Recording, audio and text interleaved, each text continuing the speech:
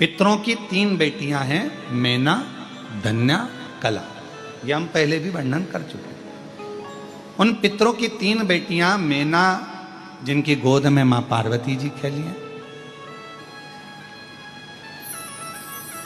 धन्या सुनैना बनी जिनकी गोद में मां जानकी जी खेली हैं, कला कीर्ति बनी जिनकी गोद में राधा जी खेली। ये तीनों पितरों की 3 बेटियां, पितृलोक में इनका निवास है, पितृलोक में ये रहती हैं। पर सनकादि ऋषियों के चरण में, जंघा में इनके वस्त्र की चोट लग जाती है, जिसके कारण बस ये पितृलोक से मृत्युलोक में आ जाती है। थोड़ी सी गलती हुई है, थोड़ी सी गलती, थोड़ा सा गलत कर्म हो गया कि चलते चलते उनके कपड़े संत की जंघा पर, अर्थात छोटे छोटे जो सनकाद ऋषि बड़े आनंद के साथ तप कर रहे थे और उनके वस्त्रों को छूकर चले गए।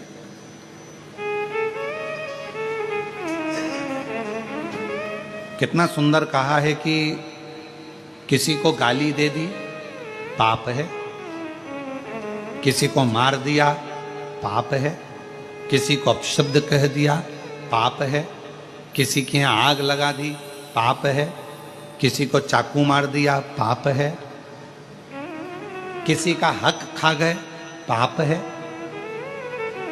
पाप है, किसी को गलत दृष्टि से देख लिया पाप है। पर शिव महापुराण की कथा कहती है पाप में एक पाप और है, अपने सिंहासन पर बैठकर, अपनी गादी पर बैठकर, अपनी पीठ पर बैठकर, व्यास पीठ पर बैठकर यदि किसी संत, साधु, ब्राह्मण या किसी कथाकार की या किसी तपस्वी की आप अपनी गादी पर बैठकर किसी भी तरह से आलोचना करें या निंदा करें तो यह महापाप की गिनती में आता है। इतनी बड़ी व्यासपीठ हमें हरि चर्चा के लिए मिली है, इतनी बड़ी व्यासपीठ हमें भगवत भजन के लिए मिली है, इतनी बड़ी व्यासपीठ हमें हरि गुणगान करने के लिए मिली है, इतनी बड़ी व्यासपीठ हमें परमात्मा का भजन करने के लिए, नाम लेने के लिए मिली है। और उस व्यासपीठ पर बैठकर भी अगर कोई कथाकार या कोई व्यक्ति या कोई संत या कोई साधु या कोई कथाकार उस पर बैठकर भी यदि निंदा करे तो वो महापापी की गिनती में आ जाता है। महापापी। आप भजन करो, शिव नाम लो, राम नाम लो, कृष्ण नाम लो। भक्त काय के लिए आया है? भगवत भजन करने के लिए। तो पाप कर्म केवल वही नहीं है, पाप कर्म ये भी है कि हम किसी के लिए अपशब्द क्यों बोलें, किसी के लिए आड़ा टेढ़ा क्यों बोलें, किसी के लिए अपशब्दों का बखान क्यों करें। शिव महापुराण की कथा कहती है, आज मां पार्वती जी भगवान शंकर जी से निवेदन कर रही हैं, भगवान शिव जी से प्रार्थना कर रही हैं, आप हमारे साथ में पितृलोक चलो। क्यों? क्योंकि वो हमारे नाना जी का घर है, वहां चलिए, पितृलोक में चलिए। वो हमारे नाना जी का घर है, पितृलोक चलो।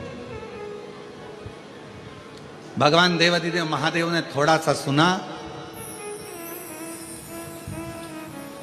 और जिस चीज का जवाब नहीं देना रहता है उस चीज के लिए मौन हो जाना सबसे अच्छा है। हमारा बहुओं से भी निवेदन है और सासुओं से भी निवेदन है। बहू की कोई बात का जवाब नहीं देना है तो सास से निवेदन है कि थोड़ा मौन हो जाओ, और सासुओं से बहुओं से निवेदन है कि अगर सास की कोई बात का जवाब नहीं देना है तो थोड़ी देर मौन हो जाओ। वो अच्छा, बोलोगे और विवाद हो तो क्या मतलब का जीवन। शांति। शिव जी मौन हो गए, शांत हो गए एकदम। और है भी मेरे शंकर भगवान। कर्पूर गौरम करुणावतारम संसार सारम भुजगेन्द्र सदा हृदयारविंद भवम भवानी सहितं नमः शिवाय।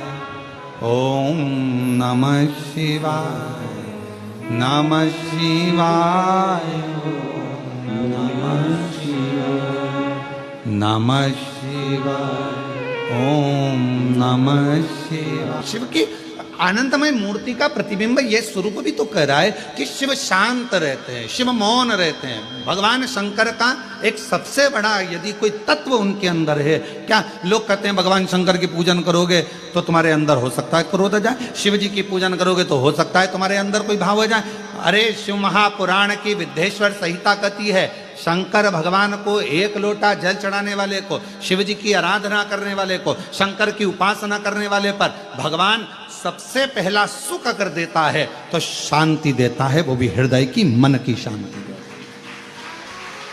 हृदय की शांति, मन की शांति।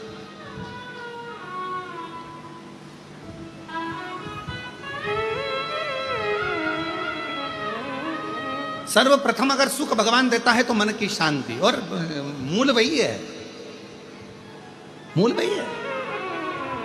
हम आपसे पूछे जरा उत्तर दीजिएगा, जहां जहां से आप लोग आए, अब हमको ये भी नहीं मालूम ना तुम कहां कहां से आए हो।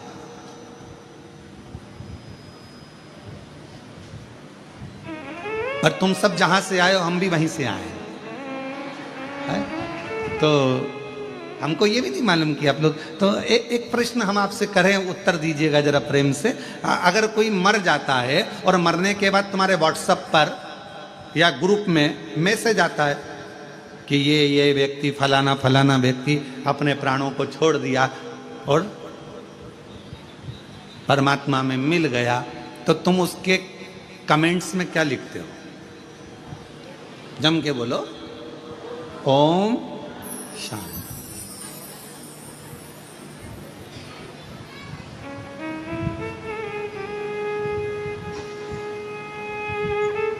क्या लिखा तुमने?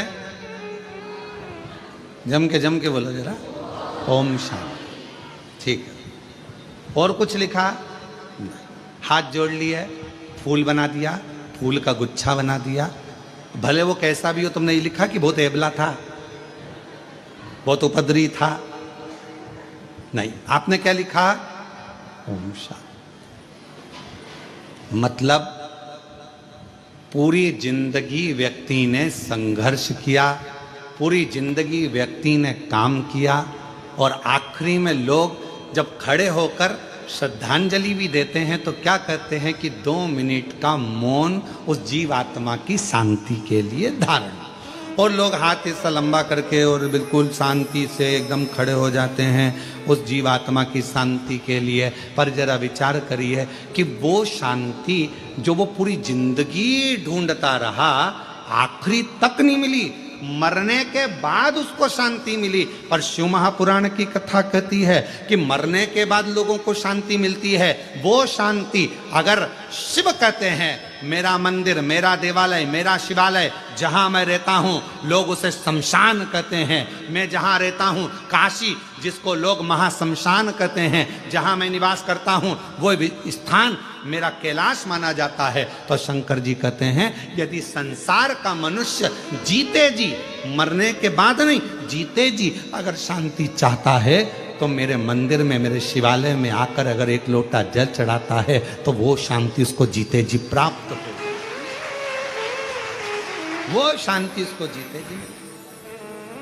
अब मरने के बाद अगर लोग ओम शांति लिखें, मरने के बाद लोग ओम शांति कहें, मरने के बाद श्रद्धांजलि में कहें 2 मिनट का मौन धारण करो जीवात्मा की शांति के लिए, उससे अच्छा है अपनी शांति अपने को इकट्ठा करना है। इसलिए एक लोटा जल लेकर शंकर के मंदिर में जाओ, शिव जी को एक लोटा जल समर्पित करो, हृदय से अपने भीतर उस शांति को आप पाओगे। जब शिव जी को एक लोटा जल चढ़ाओगे, हृदय से शांति का अनुभव। एक पत्र है, देखिए,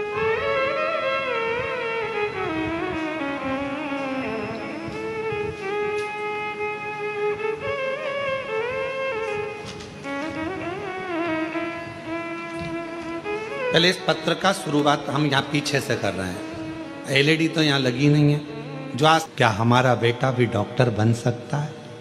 पर कुबेरेश्वर बाबा पर आस लगाई ना बाबा, आज विश्वास जाग गया कि एक साधारण परिवार का बेटा भी डॉक्टर बन सकता है। ये शिव की करुणा इसी को कहते हैं।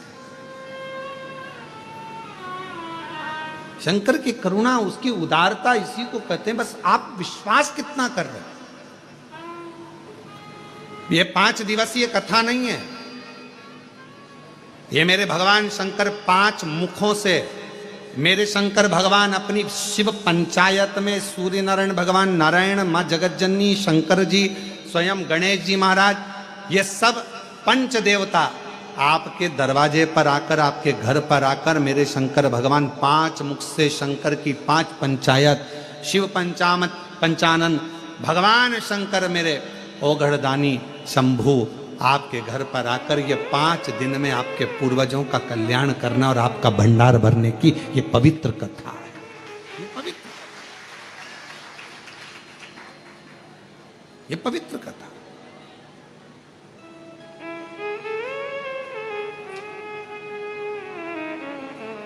अभी कृष्णेश्वर कथा हुई तो हमारा मन था कि ये कथा उस समय पर हमारा मन हुआ था पहले कि भाई ये 5 दिन आराम कर, परंतु तो ध्यान में आया कि ये पितृपक्ष के वो 5 दिन है, ये अमावस्या तक के वो 5 दिन है जो एकादशी से आज से चालू हो रहे हैं। बीच में प्रदोष पड़ जाएगी, एकादशी से कथा प्रारंभ हो रही है और 19 तारीख को प्रदोष बीच में आ जाएगी, फिर अमावस्या पड़ जाएगी।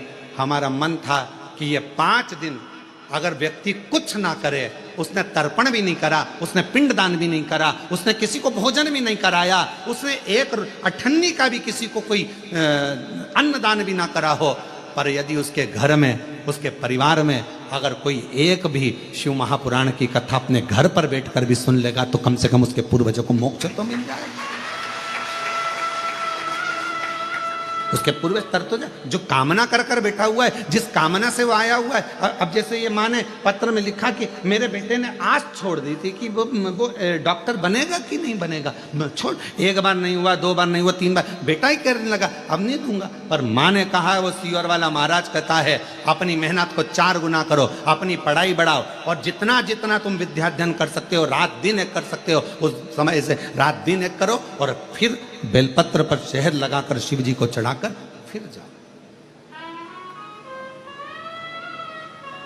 भगवान शंकर आनंदता देते,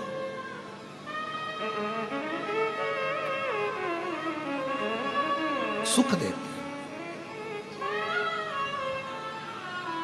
अब आप लोग आए हो सकता है आप लोगों की किसी की आज की ट्रेन हो, किसी की कल की ट्रेन हो, क्योंकि मालूम तो था नहीं कि कथा यहां हो रही होगी। कथा का तो नहीं मालूम था, क्योंकि हमने बताया ही नहीं था कि ऑनलाइन कहां से होगी। पर यदि आप लोग आए हैं और किसी की ट्रेन आज है, किसी की ट्रेन कल है, किसी की परसों है, ये मत सोचना कि हमको जाना है। जाओ बड़ी आराम से बाबा से प्रार्थना कर कर, बाबा 1 दिन की तो मिली ना, 2 दिन की मिली ना बाबा, 3 दिन की मिली ना। जब तू एक क्षण दृष्टि करता है और पूरे विश्व को हिला देता है तो तेरी 1 मिनट की भी कथा हमारे जीवन को आनंदता प्रदान कर सकती है, सुख दे सकती है। बहुत है ऊपर। और महादेव नमन चरणों में स्वीकार कीजिए, सबका किया है मेरा भी उद्धार कीजिए, उद्धार कीजिए। है त्रिपुंडधारी, है त्रिशूलधारी, है त्रिपुंडधारी, है त्रिशूलधारी। महादेव नमन चरणों में स्वीकार कीजिए, सबका चरणों में तेरे बाबा जी पावन है चारों, तेरी देव करते वंदना पूजे सीताराम, तेरी देव करते वंदना पूजे सीताराम। हो जाए पूरी कामना, हो जाए पूरी कामना, उपकार कीजिए सबका किया है मेरा भी उद्धार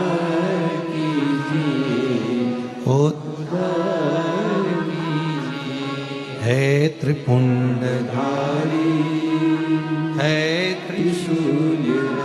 आप जितनी करुणा सब पर करते हो, एक कृपा की थोड़ी सी भी दृष्टि हो जाए तो मेरा जीवन सवर जाए। बहुत उतना एक मात्र जरा सी एक कृपा की दृष्टि हो जाए बहुत।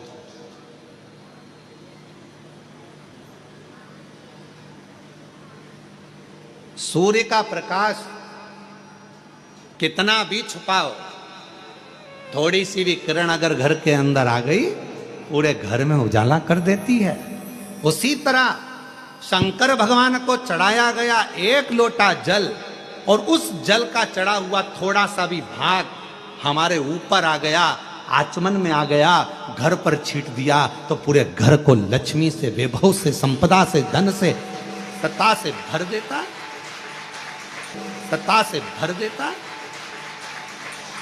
शिव शिव है, उसका तेज पुंज, उसका आनंद। इसीलिए किसी भी देवता के सम्मुख में ये नहीं कहा जाता कि ये ज्योतिर्लिंग है, ये ज्योतिर्लिंग है, ये ज्योतिर्लिंग है। केवल शंकर भगवान के शिवलिंग को जब भी दर्शन करोगे ये शिवलिंग ज्योतिर्लिंग है, ये ज्योतिर्लिंग है, ये ज्योतिर्लिंग है। अर्थात इसमें एक ज्योति समाई हुई है, वो दिव्य ज्योति आपके और हमारे जीवन का कल्याण कर दे, वो दिव्य ज्योति।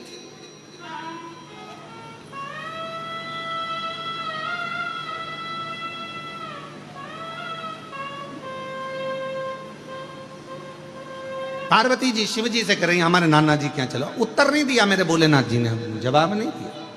शंकर भगवान मौन थे, जवाब नहीं दे रहे उस समय का, एकदम चुप। कहीं वो दिव्य ज्योति का एक तत्व हमारे भीतर आए। ये कितने किस्मत वाले होंगे श्रीमती सरोज श्रीवास्तव जी, श्रीवास्तव परिवार कितना भाग्यशाली है। जरा विचार करिएगा कि आपने मुख्य यजमान का पद ग्रहण करा, कितने भाग्यशाली है श्रीवास्तव परिवार। मैं आपको बहुत बहुत साधुवाद देता हूँ श्रीवास्तव परिवार। माता जी आपको भी बहुत साधुवाद देता हूँ, बहुत साधुवाद। ये कहीं पूर्वजों का कोई क्रम होगा, कहीं पूर्वजों के आपके संस्कार और आपके पिताजी के संस्कार, माताजी के संस्कार, पूर्वजों के कोई अच्छे संस्कार होंगे जिसके कारणवश कुछ बाबा की ऐसी कृपा हुई होगी, हमारा पुण्य की गुल्लक भराई होगी, तब जाकर ये पुण्य की गुल्लक फूटी होगी, तब यीशु महापुराण के यजमान पद ग्रहण करा। और साथ में मैं धन्यवाद दूं यश चौहान जी जो अंबाला से, उनको धन्यवाद देता हूं कि एक दिन के यजमान पद आप ग्रहण करें। साथ में यजमान देता हूं जसपाल सिंह जी को, गीता जी को, रानी जी को, जो एक दिन के यजमान पद ग्रहण करें अंबाला से। साधुता है आप, ये शिव तत्व के बिना हो ही नहीं सकता। ये भगवान शंकर की उदारता के बिना नहीं हो सकता। शिव जी मौन हो गए, शांत। और जितना शांति में सुख है उतना, कहीं लोग मरने के बाद ओम शांति करते हैं, लोग मरने के बाद शांति को ढूंढते हैं, लोग मरने के बाद कहते हैं इसकी आत्मा को शांति मिले। क्यों कहते हैं आत्मा को शांति? क्योंकि दिन भर काम करता रहा, व्यस्त रहा, कार्य में लगा रहा, यहाँ लगा रहा, वहां लगा रहा, 24 घंटे लगा रहा, शांति को ढूंढता रहा पर शांति मिली नहीं, आखिरी में मर गया। और मरने के बाद लोगों ने कहा इसकी आत्मा को शांति मिल जाए। शिव महापुराण की कथा में शंकर भगवान का चरित्र कहता है, हे पार्वती, दुनिया के लोग शांति को ढूंढने के लिए जाएंगे, पर जिस दिन मेरे शिवालय में एक लोटा जल लेकर पहुंचना प्रारंभ करेंगे, जिस दिन मेरा भजन करना प्रारंभ करेंगे, जिस दिन मुझे पहचान जाएंगे, शिव महापुराण को जानने लगेंगे, तब उनके हृदय में अपने आप शांति का अनुभव होने लगेगा, उनके भीतर शांति आने लगेगी।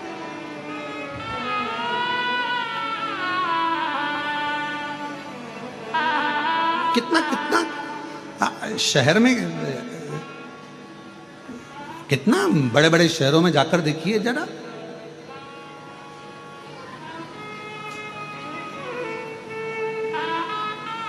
हमारा सीहोर शहर तो बहुत छोटा सा है, इतना बड़ा भी नहीं है। अगर सीहोर में कहीं का घूम जाए तो आधे घंटे बाद पकड़ के मोहल्ले के लोग ही उसके घर छोड़ जाते हैं। इतना छोटा था तो हमारा शहर है, बड़ा शांतिपूर्ण है। तो सीहोर शहर कोई और जाएगा भी कहाँ, कस्बे में घुमा तो मंडी में आ जाएगा, मंडी में घुमा तो छावनी में आ जाएगा, छावनी में घुमा तो ब्रह्मपुरी, ब्रह्मपुरी से घुमा चाणकपुरी, चाणकपुरी से घुमा छावनी, जाएगा का छोटे से शहर में। कई बार यहाँ कुबेरेश्वर धाम पर जब भीड़ बढ़ जाती है, मोबाइल काम करना बंद कर देते हैं।